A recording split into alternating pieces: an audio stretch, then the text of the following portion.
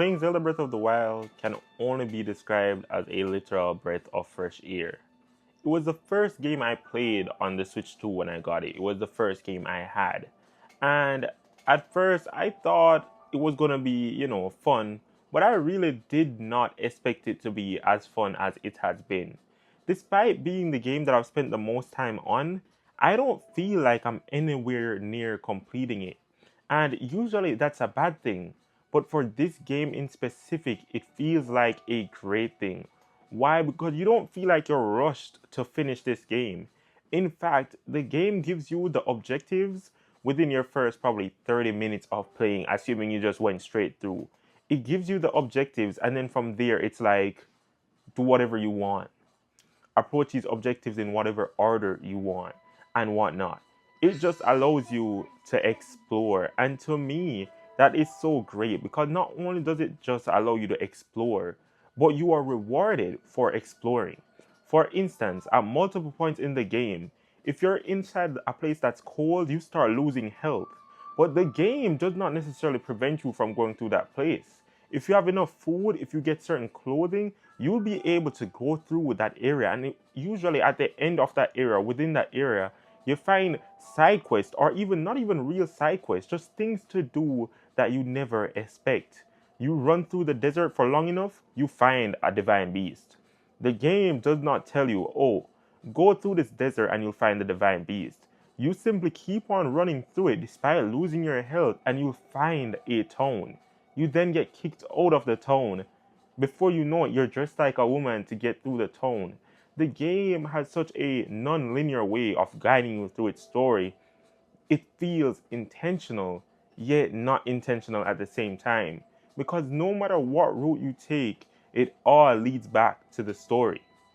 No matter where you go, you'll find something or someone who leads you back into the main quest. The thing is, you don't actually have to ever do the main quest. For instance, I've already been to the castle. I've already been to Ganon's castle. I got the Hylian shield before ever completing like my fourth divine beast. I just went there because the game allowed me to explore that area even though objectively I was not ready. The game doesn't really stop you from doing anything, and it teaches you along the way. It teaches you not through telling you, oh, this is how you do that.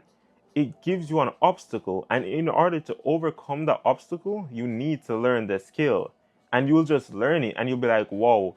And there are multiple ways of overcoming these obstacles, whether it be using bombs, using arrows, using normal fighting, not fighting at all. There's always something or some way you can achieve the same goal, and that's just beautiful.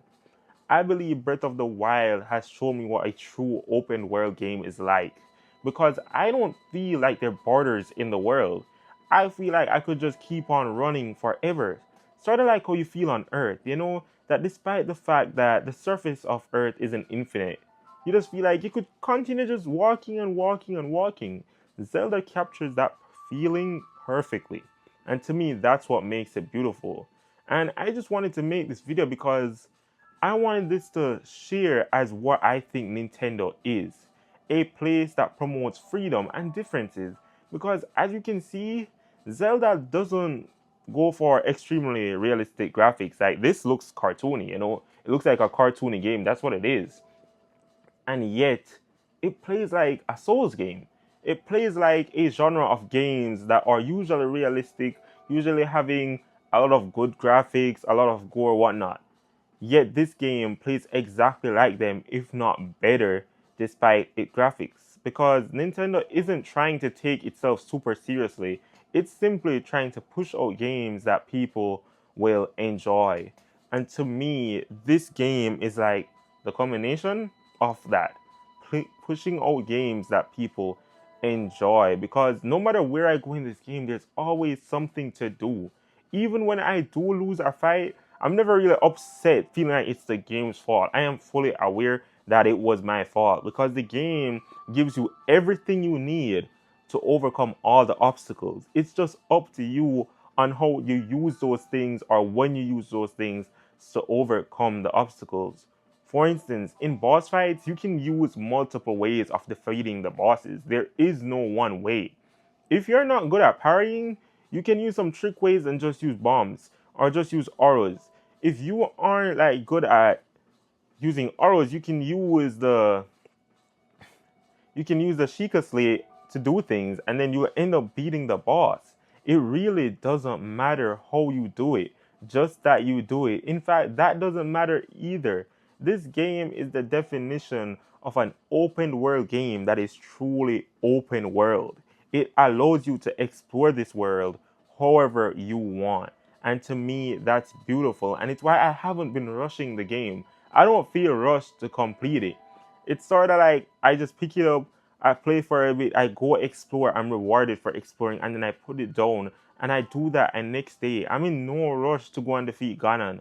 I'm in no rush to find all the memories. I'm simply taking it one step at a time because the game allows you to take it one step at a time. And to me, that is the beauty of Breath of the Wild as a first time player. I truly don't believe I'm going to be able to find another game like this apart from Tears of the Kingdom. But we'll see. If you want more videos centered around Nintendo, intentional living, whatever it is, feel free to subscribe.